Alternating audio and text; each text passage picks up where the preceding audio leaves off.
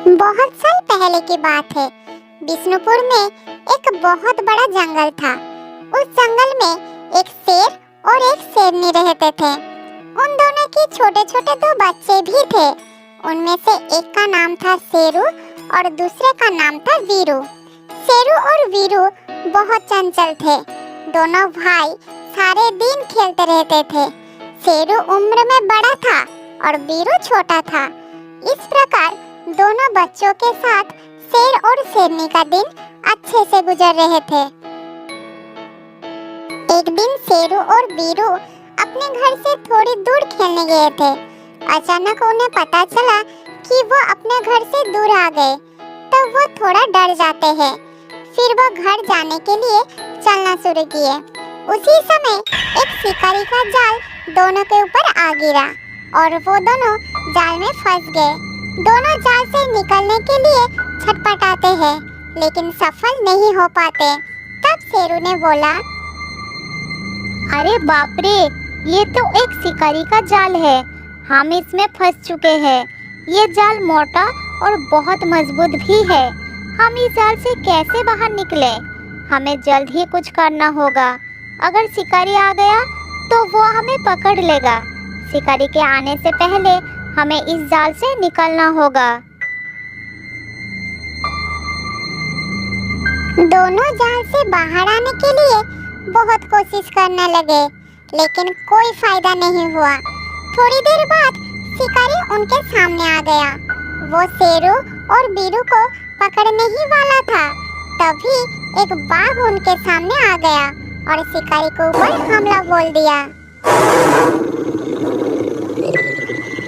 शिकारी ने किसी तरह खुद को बाघ से छुड़ाता है और भाग जाता है।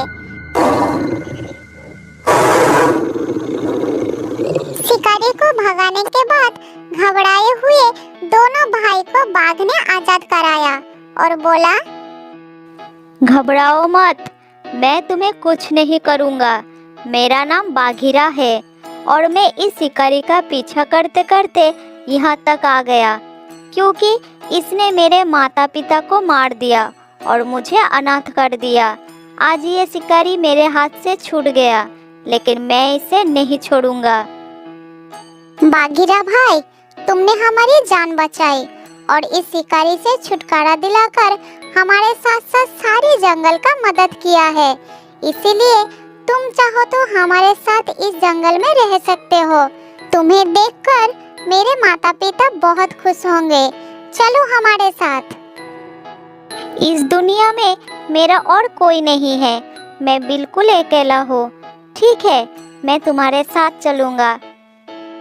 उसके बाद बाघीरा शेरू और वीरू के साथ उसके घर में जाता है। पिताजी, इसका नाम बाघीरा है। इसने आज हमें जंगल में एक शिकारी से बचाया। इसका माता पिता अब इस दुनिया में नहीं है, वो अनाथ है। इसलिए हम उसे अपने साथ रहने के लिए यहाँ ले आए हैं। ये सुनकर शेर को बहुत दुख होता है और बाघीरा के ऊपर बहुत प्रसन्न होता है। फिर वो उसे वहाँ रहने की अनुमति दे देता है। बाघीरा, आज तुमने मेरे बच्चों को शिकारियों से बचाकर हम पर बहुत बड़ा उपकार किया है। आज से तुम मेरे बच्चे की तरह हमारे साथ रहोगे।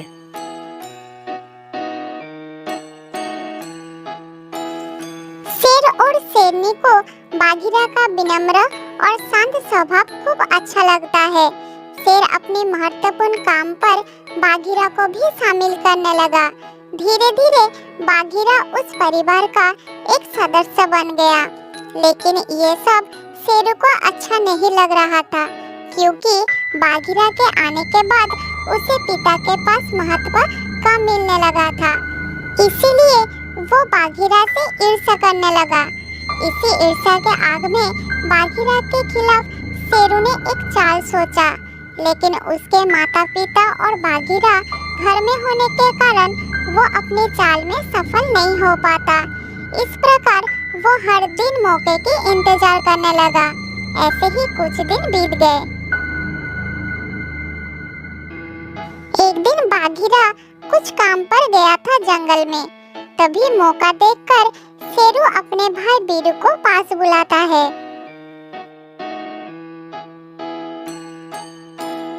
सुनो भाई, कल बाघीरा दादा को जंगल में एक बहुत सुंदर जगह मिला है।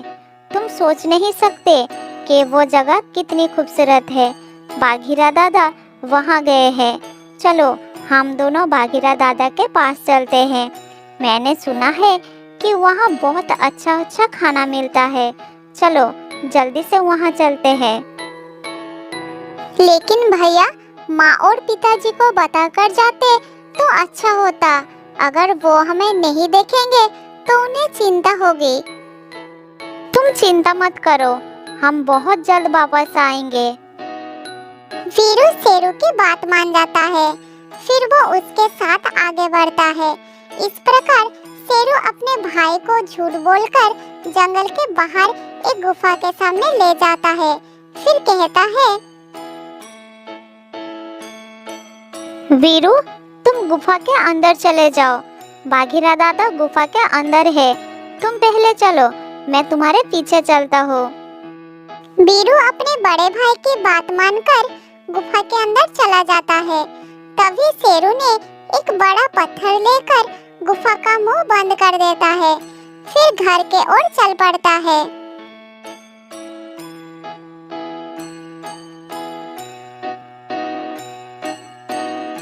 शेरू को अकेले वापस आते देखकर शेरनी उसे पूछती है, शेरू, तुम अकेले क्यों हो? तुम्हारा भाई कहाँ है? माँ, मैंने उसे सुबह से नहीं देखा है। मैंने भी उसे बहुत ढूंढा, लेकिन वो कहीं नहीं मिला। कहाँ गया मेरा बच्चा? वो तो अभी बहुत छोटा है। कहाँ ढूंढूं मैं उसे? उसके बाद कुछ समय बीत जाता है। वीरू वापस न आने के कारण वो सभी बहुत चिंतित हो जाते हैं। तभी बाघीरा घर लौट आता है। इतना छोटा बच्चा कहाँ जा सकते हैं? मुझे तो कुछ समझ नहीं आ रहा है। हे भगवान, मेरे बच्चे को कोई नुकसान ना हो। कृपया मेरा बच्चा मुझे लौटा दीजिए। तभी मौका देखकर शेरू बीच में बोला, पिताजी, मुझे तो इस बाघीरा पर शक है। यही जंगल में नया आया है। मुझे तो डर है कि यही वीरू को मार दिया है या कहीं पर कैद कर रखा है। सुबह मैंने वीरू को इसके साथ देखा था। नहीं नहीं, ये नहीं हो सकता। बाघीरा पर हमारा पूरा भरोसा है। वो ऐसा नहीं कर सकता है। नहीं महाराज, शेरू सही कह रहा है। मैंने भी सुबह वीरू को बाघीरा के साथ खेलते हुए देखा था। हाँ, ये सच है कि वीरू सुबह मेरे साथ खेल रहा था, लेकिन फिर मुझे नहीं पता वो कहाँ गया। मुझ पर भरोसा करिए, मैं सच कह रहा हूँ। आखिरकार शेर ने अपने बेटे शेरू पर विश्वास कर लेता है। बाघीरा उन्हें समझाने की बहुत कोशिश करता है, लेकिन कोई फायदा नहीं हुआ। शेर बाघीरा को जंगल छोड़कर चले जाने का आदेश देता है। फिर बाघीरा दुखी होकर जंगल छोड़कर चला जाता है।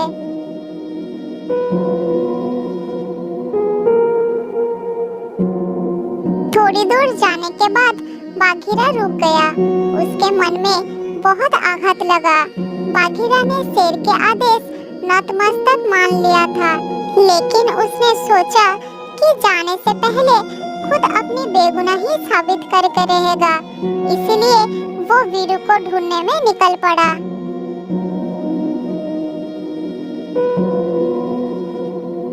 चलते चलते वो उस गुफा के सामने आ गया और सोचने लगा, अरे, इस गुफा का दरवाजा किसने बंद कर दिया?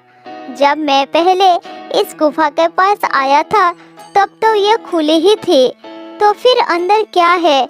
मुझे देखना होगा। इतना कहकर बाघीरा पत्थर हटा देता है। फिर वह अंदर जाता है और वीरू को देख पाता है। वीरू बाघीरा को पूरी घटना बताता है। फिर बाघीरा वीरू को वापस अपने घर ले जाता है।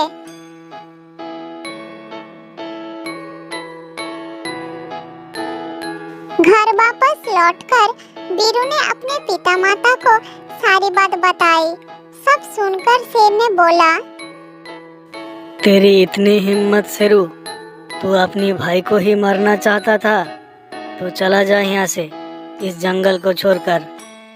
मुझे माफ कर दीजिए पिताजी, मैं फिर कभी ऐसा नहीं करूँगा।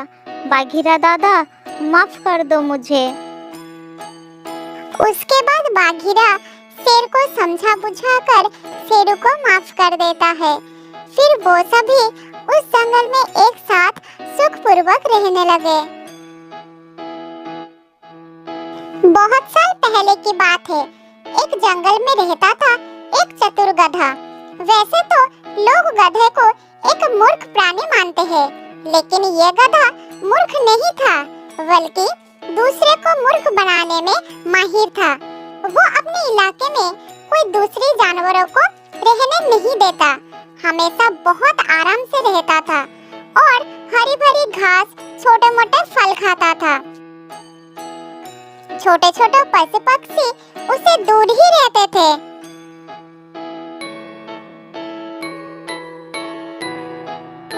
एक दिन उस जंगल में एक हिरन का जोड़ा आ गया।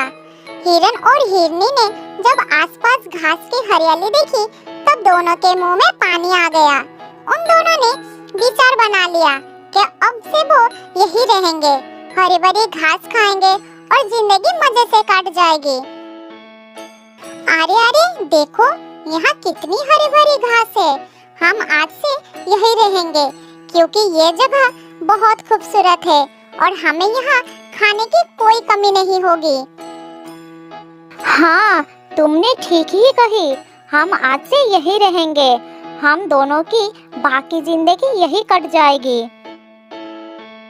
दोनों बात कर रहे थे, तब गधे की नजर हिरन और हिरनी पर पड़ी, तो वो उन्हें वहाँ से भगाने के बारे में सोचने लगा। इन दोनों की हिम्मत कैसे हुई मेरे इलाके में आकर मेरी घास चुराने की? तुम रुको, मैं तुम्हें मजा चखाती हूँ। गधा झट से उन दोनों के पास पहुंच गया और कहा,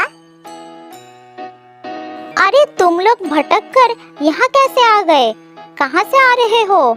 मैंने तुम्हें पहले कभी इस जंगल में नहीं देखा।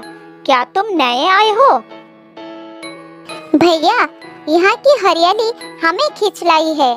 यहाँ आकर हम बहुत खुश हैं।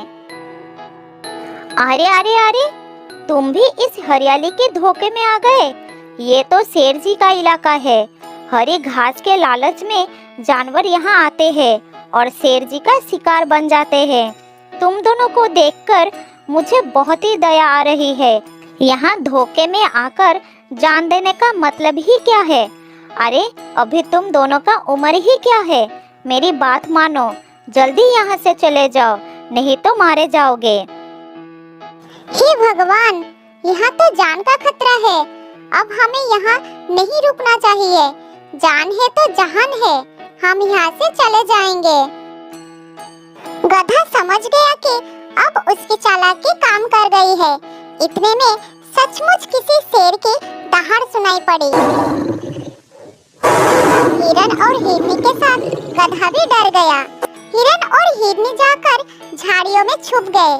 शेर की आहट पाते ही गधा समझ गया कि वो तो भाग भी नहीं पाएगा और यदि कोई चतुराई नहीं दिखाई तो मामला बिगड़ जाएगा। वो आसपास छिपने के बारे में भी सोच रहा था, लेकिन सही जगह नहीं पा रहा था।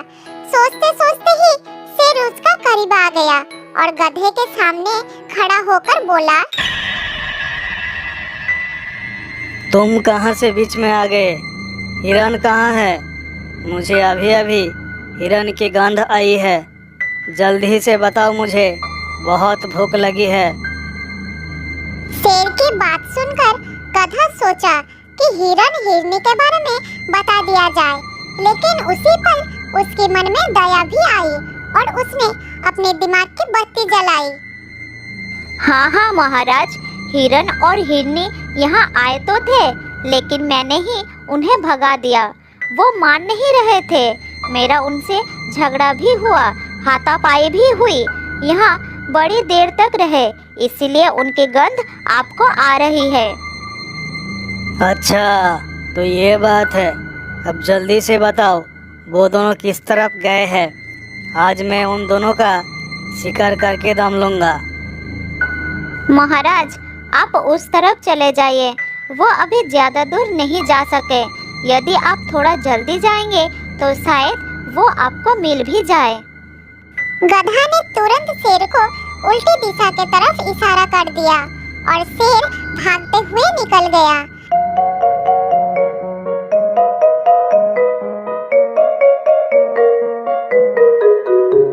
थोड़ी देर बाद हिरन और हिरनी झाड़ियों से बाहर आ गए। दोनों ने गधा का बहुत आभार माना। आपका बहुत बहुत धन्यवाद। आपने हमारी जान बचा ली। हमारे तो प्राण सूख गए थे। यदि आज आप ना होते तो शेर हमें मार डालता। हमारे घर में छोटे छोटे बच्चे हैं। अगर हम मर जाते, ना जाने आज उनका क्या होता। आपका बहुत बहुत धन्यवाद। अच्छा, तो हम चलते हैं।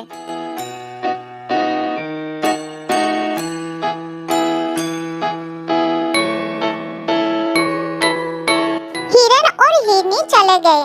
गधा भी बड़े मजे से घास चढ़ने लगा। कुछ देर के बाद वही शेर फिर से आ गया। वो बहुत गुस्से में दिखाई पड़ रहा था क्योंकि उससे कोई शिकार नहीं मिला था। क्यों रे गधे, तूने मुझे हिरन हिरनी का जो रास्ता बताया, लेकिन उस रास्ते में तो हिरन नजर नहीं आया। मैं भूखा प्यासा परेशान होकर लौट आया।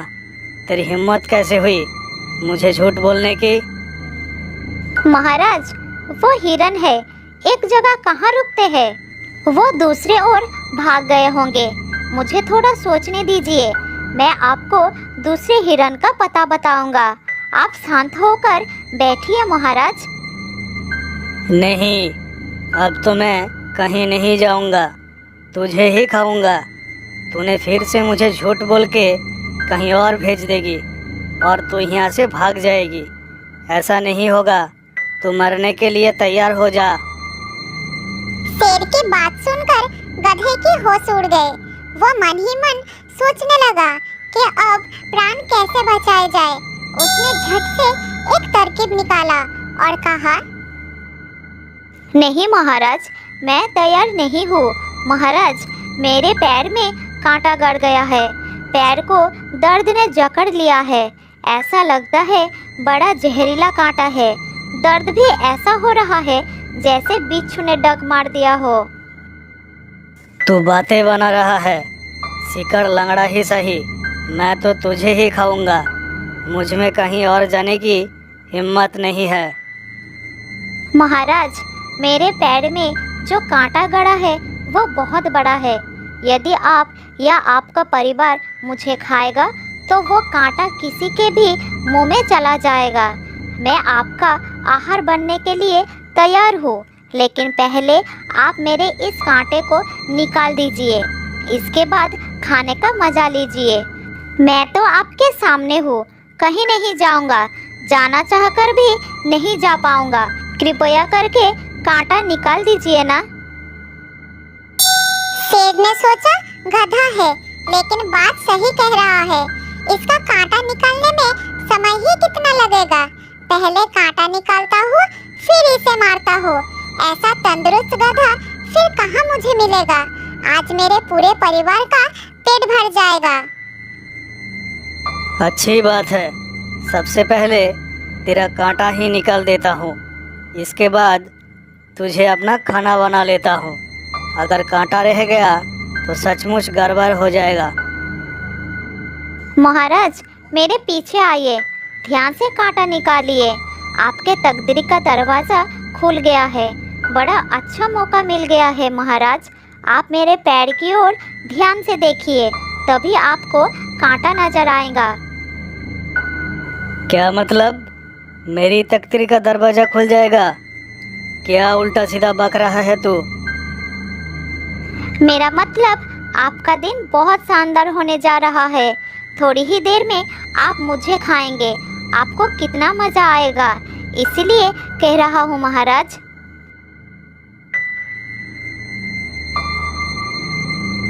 शेर गधे के पीछे चला गया और जैसे ही पैर के तरफ देखने लगा, तब गधे ने बड़े होशियारी से शेर के मुंह पर ऐसी लात मारी कि शेर को दिन में ही तारे दिखने लगे।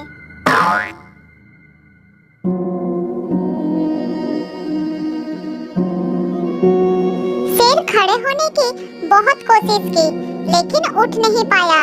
शेर का जबड़ा पूरी तरह से टूट चुका था। इस तरह से गधे ने बड़ी चतुराई से शेर को मारकर अपनी जान बचा ली। तो दोस्तों, इस कहानी से हमें ये सीख मिलती है कि हमें कभी भी किसी भी खतरे से घबराना नहीं चाहिए। हमेशा अपनी बुद्धि का उपयोग करके खतरे का सामना करना चाहिए।